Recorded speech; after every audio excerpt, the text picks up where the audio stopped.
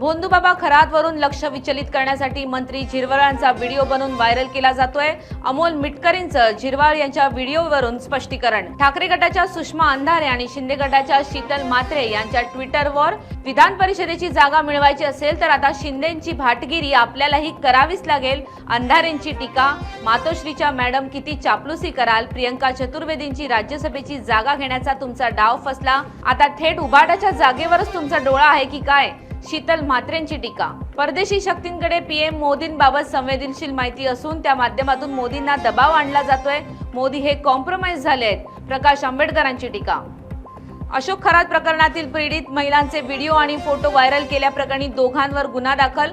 अहिल्यानगर मधल्या कोपरगाव शहर पोलीस ठाण्यात गुन्हा दाखल।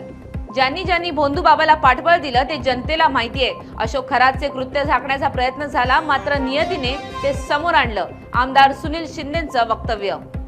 अशोक खरात प्रकरणाची एसआयटी आणि फॉरेन्सिक टीमकडून संयुक्त तपासणी। खरातच्या 1500 कोटीहून अधिक मालमत्तेची चौकशी केली जात असल्याची माहिती। छत्रपती संभाजीनगरात श्रीराम जन्मोत्सव उत्साहात साजरा। भाविकांची दर्शनासाठी मोठी गर्दी, पोलिसांचा चोख बंदोबस्त। 250 वर्षाची पौराणिक परंपरा लाभलेल्या खेडमधल्या स्मार्ट ग्राम आंबेठाण येथे प्रभू श्रीराम जन्मोत्सव सोहळा उत्साहात पार। जन्मोत्सवाच्या निमित्ताने अखंड हरिनाम सप्ताह, बैलगाड्यांच्या शर्यती आणि प्रभू श्रीराम यांच्या पालखी सोहळ्यासह शोभायात्रेचं आयोजन।